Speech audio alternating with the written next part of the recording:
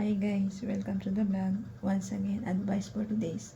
Kapag wala ka ng malapitan at tingin mo dinadadugukan ka na ng problema at halos hindi mo na makaya, sobrang depressed ka na sa buhay at hindi mo na alam kung ano yung gagawin mo, pues andyan ang ating Diyos Ama.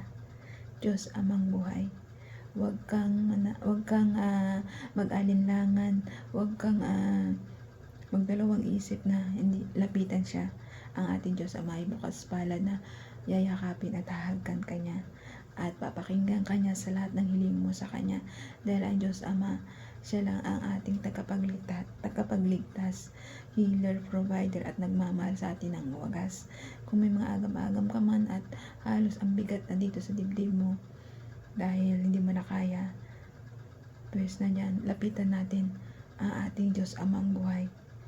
Lahat ng mga bigat, alalahanin, problema mo, ipasa Diyos mo lahat sa Kanya. Isang araw paggising mo, wala na yan. Dahil bibigyan niya yan ng solusyon. Lahat niya magiging mapayapa ka. Bibigyan ka niya ng payapang pag-iisip, payapang kalooban. Basta manalig, magtiwala ka lang sa Kanya na siya lang, walang iba. Na siya lang iyong sasambahin, na siya lang iyong mamahalin at wala nang iba, na siya lang ipopokus mo sa buhay mo. Magkaroon ka ng Diyos Ama sa iyong buhay para maligtas yung kaluluwa mo sa impyerno at maligtas ka niya sa kamatayan, sa sobrang depress mo at hindi mo na kaya.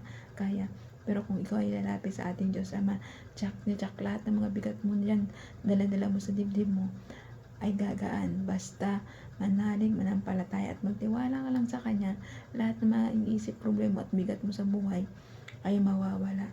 Basta lumapit ka lang sa ating Diyos Amang buhay, na tsak lahat yan ay masusolusyonan.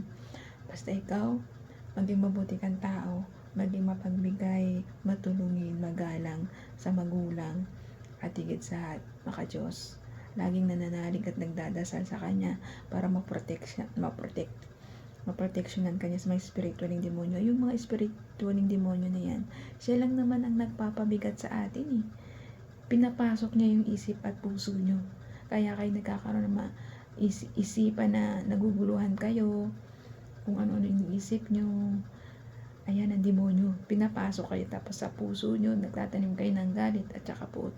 Demonyo lang ang gumagawa niyan sa inyo para magalit kayo sa kapwa nyo at magkaroon kayong mga mabigat na alalahanin, problema.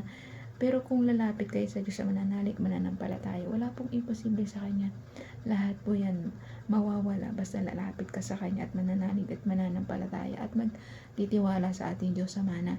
Lahat ng yan ay masusolusyonan niya at mawawala yung mga bigat mo sa dibdib mo at yung mga iniisip mo hindi magaganda sa kapwa mo at mga problema mo. Basta manalig ka lang parati sa Kanya at magtiwala at manampalataya na walang imposible sa Kanya. Ang ating Diyos Amang nag-iisang nagmamahal sa ating lahat. Kaya ikaw, nagbago ka na, manalig at manampalataya sa Kanya. Pero hanggang dito na lang ang advice. Ingat po tayong lahat, and God bless.